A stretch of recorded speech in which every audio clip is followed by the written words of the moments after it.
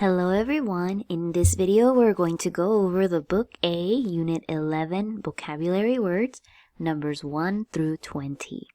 Let's get started. Our first word is among. Among is a preposition and it means together with or in the middle of. For example, she is comfortable among her friends. Or, there were some shells among the stones. Over here, I have some pictures of fruits. So, among these fruits, so within these fruits, which one is your favorite? Among these fruits, my favorite is the banana. I like banana the best. Among these fruits, which one is your favorite? Or I can say a sentence like this. Among the rocks, there are many rocks here, and among the rocks, there are some beautiful crystals. So when you want to use among, make sure that there is a group of many things, like many fruits, or that there is something in the middle of a different thing, like the crystals among the rocks. Our next word is approach. Approach is a verb and it means to come or go near to. For example, be careful when you approach a strange dog. When you go near a dog, when you approach the dog, you need to be careful because the dog might get scared or frightened and might attack you. So you should be careful when you approach some things. Firefighters have to be careful when they approach a fire. When they go near the fire, they need to be very careful. Can you think of some other things that you need to be careful when you approach them? Our next word is celebrate. Celebrate is a verb and it means to honor something or make it special by giving gifts or doing things that people enjoy. For example, our family celebrates holidays with a special dinner. Or, we celebrated her birthday with a big party. When you celebrate something, you are just making it special. It could be a special holiday or your birthday. When you celebrate your birthday, you usually have a party or maybe you eat some cake with your family. When we celebrate Christmas, many people do a special thing. They decorate the trees together or they make some special Christmas cookies together.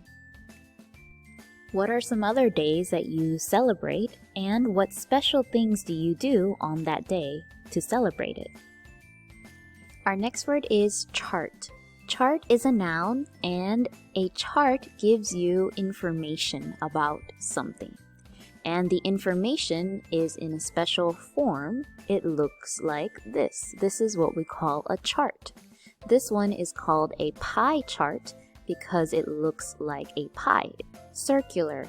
And this one is called a bar chart because of these bars here. So let's look at our example charts here. We have this one that says how people go to work. So this chart gives us information about how people go to work.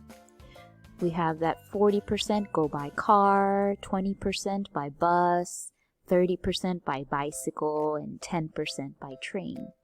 A chart is just an easy way to quickly look at all of this information and understand it. If you have to read this, it takes longer. So people like to use charts to help other people understand their information. The second chart is the favorite color chart. And we have some children on this side, so this is how many children. And at the bottom we have the colors, red, blue, green. So we can see about 8 children said their favorite color was red. And about 6 children said their favorite color was pink. So by looking at this chart, can you tell very quickly which color was the children's most favorite color? And we can see right away it's yellow because yellow is the highest. So again, this chart just gives us information in a way that we can quickly understand it instead of having to read it. Our next word is chemical.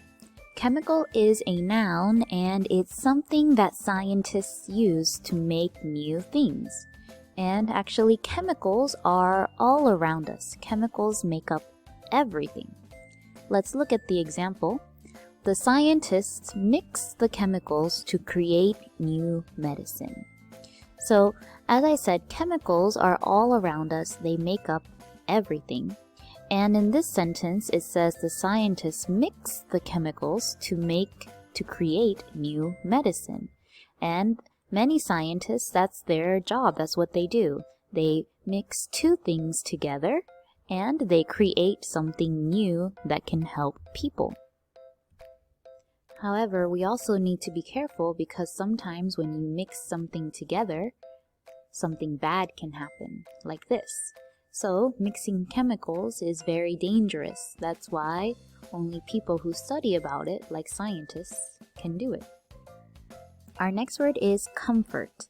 Comfort is a verb and it means to make someone feel less pain or worry. For example, Barbara comforted her sick baby. When you comfort someone, you make them feel better. Maybe they are sad or maybe they are sick, so you comfort them so that they can feel better. And some ways to comfort people, you can ask them if they need help, or you can ask them what's wrong or what's going on. Sometimes when people feel sad, they just need to talk about why they feel sad. Or of course, you can comfort someone by giving them a hug. That's a great way to comfort someone. Can you think of some other ways that you can comfort friends who are sick or sad? Our next word is content. Content is an adjective and it means wanting no more than what you already have. You are satisfied or you are happy with what you have. You don't need anything else. Let's look at the example. She is content with her life. She is happy with her life. She doesn't need anything else in her life because she is content. Or, the cat was content to sleep in the box. Sometimes people who have cats will buy them a comfortable bed, but cats really love boxes. They are happy to sleep in just a box. They are content. So, when you use this word content, think about it as happy with what you have. For example, maybe you are happy with something that you have, with your toys. So you can say, I was content with my toys. You are already happy with the toys that you have and you don't need any other toys. Our next word is destroy. Destroy is a verb and it means to damage something so that it cannot be fixed. For example, their barn was destroyed by a fire. And a synonym of destroy, of course, is break or wreck. So we can say the tornado destroyed the city. It broke many of the buildings in the city. It destroyed it. Or we can say the boy destroyed the sandcastle. He broke the sandcastle. It's destroyed. Or the dog destroyed the shoe. It looks like the dog was biting the shoe, so now the shoe is destroyed. Our next word is fail. Fail is a verb and it means to not succeed in trying to do something. For example, I failed my test because I didn't study. So succeed is the opposite of fail. When you fail, you get everything wrong. When you succeed, maybe you get everything correct. So in this picture here, it looks like the girl failed her test. And F means fail. Or if you look at this video, the cat is trying to jump from the car to the house, but he failed his jump. So he fell down. Can you think of anything you've tried to do but you failed? So you can say, I failed to blank. It doesn't have to be only for tests. It can be for anything new that you tried to do. If you tried riding a bike for the first time or skating for the first time, then you can say, I failed to skate correctly my first time. Or maybe you tried cooking something but it didn't turn out well, so you can say, I failed to make delicious pancakes. Our next word is injury. Injury is a noun and it is something wrong with the body that is caused by damage to it. For example, hospitals treat many kinds of injuries, such as broken bones, cuts, and burns. And another word for injury is wound. So if you look at the picture here of the boy and the girl, it looks like the girl has an injury in her arm. There's something wrong with her arm, so she has an injury there. And this boy has an injury on his leg. Something happened to his leg. So when you say injury, most of the time you're talking about the place that is hurt on your body. Here is a neck injury, a leg injury, a head injury, an arm injury. Here's a bone injury. So just remember, when you use injury, you're talking about where. Where on your body are you hurt? Our next word is laboratory. And this word, there's a few ways you can say this word. You can say laboratory or you can say laboratory. Both ways are ways that people usually say this word, so either one is okay. So a laboratory is a place used for scientific experiment. It's the place where scientists work. Let's look at the example. Scientists test food for safety in a laboratory. And this is what a laboratory usually looks like. There are some desks where scientists can do their experiments on. And there's many tools in a laboratory, such as test tubes or beakers where scientists can mix their chemicals to make new things. And of course, there's some microscopes that scientists can use to get a better look at samples of things. Our next word is monument. Monument is a noun and it's something built in the memory of a person, event, or a special act. A monument usually looks like this. It's some sort of statue or something on a mountain like Mount Rushmore that is used to remember a person or something that happened. Let's look at the example. There are many famous monuments in Washington, D.C. And we all know this famous monument, the Statue of Liberty. And there's also a monument in Korea that you can see. Here is the monument of the King Sejong. And of course, Mount Rushmore is also a monument that many people like to visit. Can you think of any other famous monuments in the world? Our next word is polish. Polish is a verb and it means to make something shiny and clean. For example, we polish the furniture before the guests arrive. When you polish something, just as it said, you are making it look shiny and clean. So here are some things you can polish. You can polish some shoes like this. So they use a special cloth and some special chemical to polish the shoes. We can also polish furniture like tables. The woman is polishing with a rag. And people also polish spoons and forks so that they look very shiny and clean. Can you think of other things that you can polish? Our next word is rescue. Rescue is a verb and it means to make someone safe again, to bring out of a dangerous situation. For example, the firefighters rescued 3 people from the burning building. And another way you can say rescue, you can say save or free or even help is okay. So let's look at the picture here. It looks like we have a person who is in danger and here is a lifeguard. The lifeguard will rescue the woman from the pool. And if you look at this video, There's a poor baby deer that got stuck in the pool, so the man tries to rescue the baby deer by taking him out, but it looks like the baby deer just wants to swim, so he jumps back in. Oh no, poor baby deer. Our next word is seek.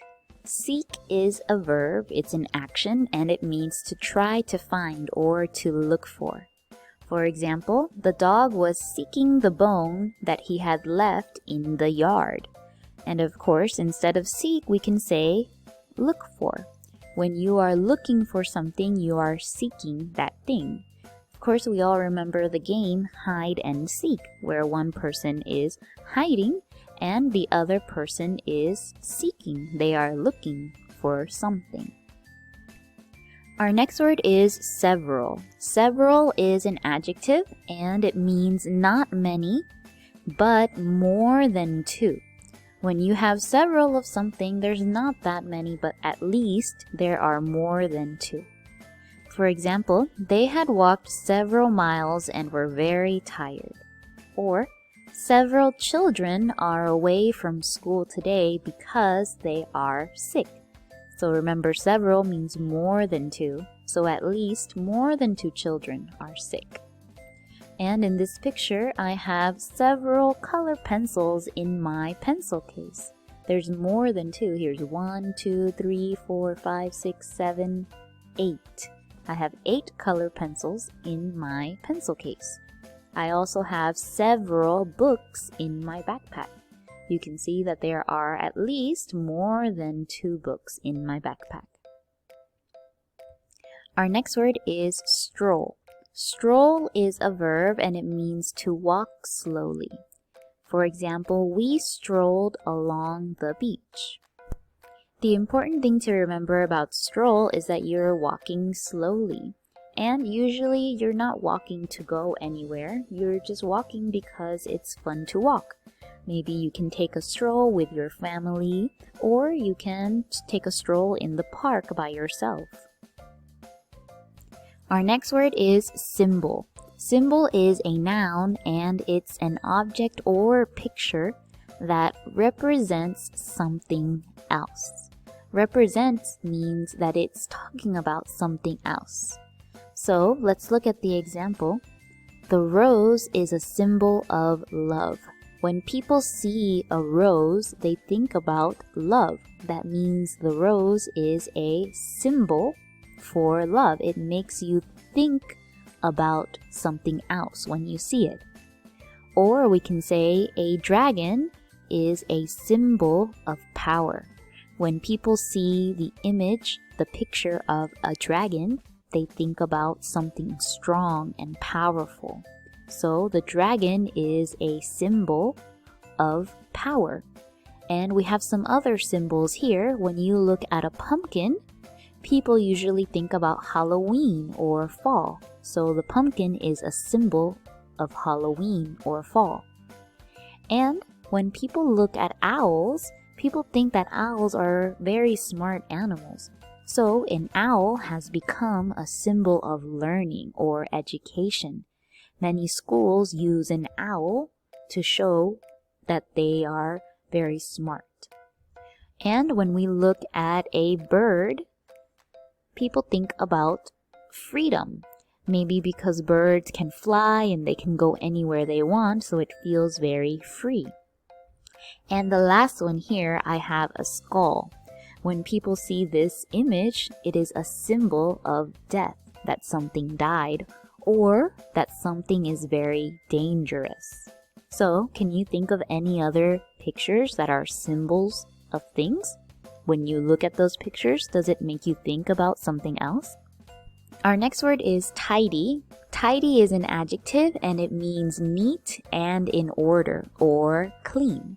For example, my mom always makes sure that our house is tidy. And another word for tidy is neat or orderly. Everything is in order. And of course, the opposite of tidy would be a word like messy or even sloppy. So when I look at this picture here, I can say this person's desk is a little bit sloppy. There's things all over the place.